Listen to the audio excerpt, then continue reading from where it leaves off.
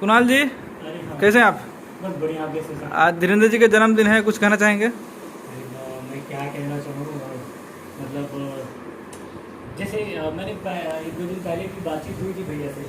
In fact क्या होता है कि कुछ लोग होते हैं ना, जैसे रिश्ते होते हैं, खून से भी होते हैं, कुछ दिल से जुड़े होते हैं, बहुत सारी चीज़ें। मतलब खून वाला रिश्ता है ये शायद उससे भी बढ़ नहीं, दिल वाला रिश्ता। एग्जैक्टली खून वाला नहीं, लेकिन शायद उससे भी बढ़ के है। और आज मुख्य अतिथि के तौर पर संजय यादव जी, जो हमारे बिहार के बहुत बड़े नेता हैं, वो भी उपस्थित हैं। अरे तो ये खुशी की बात है, इनको पहले से जान भी गए। और सर क्या कहा जाए, इन्होंने अपना कीमती समय निकाला है यहाँ आए, बहुत हमें खुशी हुई।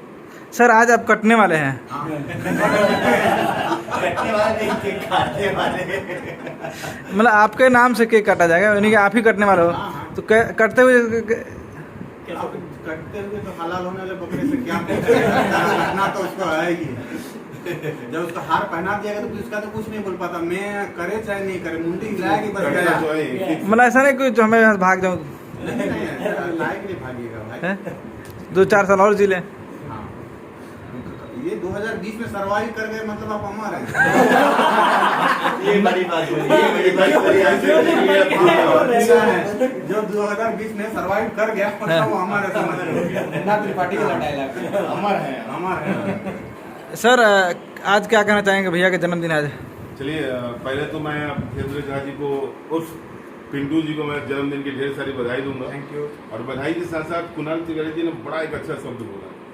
ये जो रिश्ता है ना कुणाल तिवारी धीरेन्द्र जी का, खून से बड़ा रिश्ता है। क्योंकि खून का जो रिश्ता होता है बड़ा जबरदस्ती का रिश्ता होता है, चाहे बुरा हो चाहे सही, मुझे कहना ही पड़ेगा मेरा खून का रिश्ता है। लेकिन जो हम दिल से पैदा रिश्ता होता है ना, वो खून के रिश्ते से बढ़ के होता है। तो वही कुणाल तिवारी जो धीरेन्द्र जी का रिश्ता है, और इस रिश्ता बरकरार रहे। और इसी तरह हर साल जन्मदिन हम लोग अपने धीरेन्द्र झा जी का इसी तरह मनाते रहे। और मैं भी कभी कभी यहाँ पहुँच जाया करूँ हमेशा ये सही बात है। इसी दुआ के साथ कि भाई का जन्मदिन, पूरा आने वाला साल इनके जीवन में खुशमय हो, खुशहाली लाए, चेहरे पर मुस्कुराहट बना रहे, कभी चेहरे पर सिरकन ना आए। यही दुआओं के साथ हम चाहेंगे कि भाई को फिर से जन्मदिन की ढेर सारी बधाई। देखिए हमारे उत्तर प्रदेश के इलाहाबाद का छोरा भी हमारे साथ है, और बहुत अच्छा ड्रेस में आपका लग रहा है, कम्युनिकेशन लाल ब्लू इधर ब्लू व्हाइट सब है। क्या कुछ कहेंगे? वीरेंद्र भैया के बारे में सबसे पहले कहना चाहूँगा कि हमारे भोजपुरी इंडस्ट्री के लिए एक नई पहल इन्होंने शुरू करी है, जो साफ सुथरी फिल्मों के साफ सुथरी फिल्म बनाने की पहल की है, वो बहुत ही अच्छी। साफ सुथरी फिल्मों को साफ सुथरे प्रोड्यूसर हैं। वो प्रोड्यूसर भी साफ सुथरे हैं और फिल्में भी बना रहे हैं। तो सबसे बड़ी बात हमारी इनकी कभी कभी बात होती है तो ये बोलते हैं कि मैं तो सेट पे भी नहीं जाता हूँ। तो सेट पे नहीं जाने का मतलब ये नहीं कि साफ सुथरी फिल्म बनाते हैं, बट इनकी जो सोच है वो बहुत अच्छी है।